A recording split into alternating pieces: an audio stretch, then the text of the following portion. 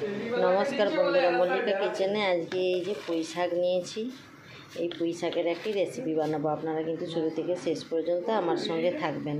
আর রেসিপিটি যদি ভালো লেগে থাকে অবশ্যই লাইক করবেন, শেয়ার করবেন, সাবস্ক্রাইব করবেন আর পাশে থাকা বেল আইকনটি প্রেস করবেন।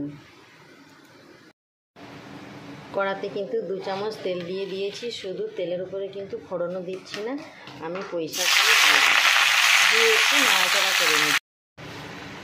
এবারে মসুরের ডালটা ধুয়ে রেখেছিলাম, 2 মুঠো মসুরের ডালটা দিয়ে দিলাম। দিয়ে কিন্তু আমি একটু নাড়াচাড়া করে নিচ্ছি।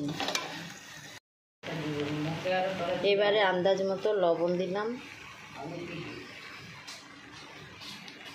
আর হলুদের গুঁড়ো দিয়ে দিচ্ছি। দিয়ে ভালো করে একটু নাড়াচাড়া করে নিচ্ছি।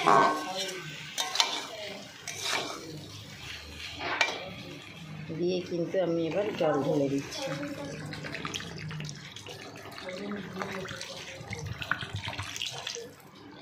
এবারে আমি একটা ঢাকনা চাপা দিয়ে দিচ্ছি।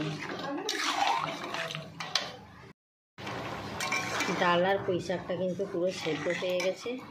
এবার আমি এই যে মাংসগুলো নিয়েছিলাম, বেটে লবণ আর হলুদ মেখে রেখেছিলাম, আমি কিন্তু ভাজা করছি না, এর ওপরে দিয়ে দিলাম।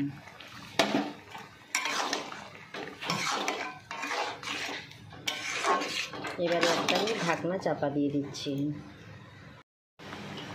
এবারে কিন্তু আমি একটা পাত্রে নামিয়ে নিচ্ছি। এবারে তেলটা কিন্তু গরম হয়ে গেছে। গোটা জিরে আর শুকনো লঙ্কা তেলটা তেলের উপরে ফোড়নে দিয়ে দিলাম। ফোড়ন কিন্তু ভাজা ভাজা হয়ে গেছে। এবার কেটে রাখা পেঁয়াজটা দিয়ে দিচ্ছি। দিয়ে এবার পেঁয়াজটাকে ভালো করে একটু ভাজা ভাজা করে নিচ্ছি। পেঁয়াজটা কিন্তু ভাজা ভাজা হয়ে গেছে। এবারে আমি পুঁই শাক আর ডালটা দিয়ে দেব।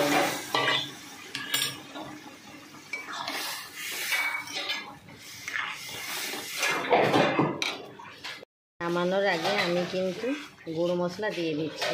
জিরে আছে, শুকনো লঙ্কা আছে আর পানমৌরি আছে, ধনিয়া আছে। এগুলো শুকনো কড়ায় নেড়ে গুঁড়িয়ে রেখেছিলাম, সেই গুঁড়ো 1 চামচ দিয়ে দিচ্ছি। দিয়ে একটু নাড়াচাড়া করে এবার হয়ে গেছে, আমি নামিয়ে নিচ্ছি। আমি কিন্তু একটি পাত্রে নামিয়ে নিয়েছি। এবার পরিবেশন করছি। আজকের মতো তাহলে টাটা।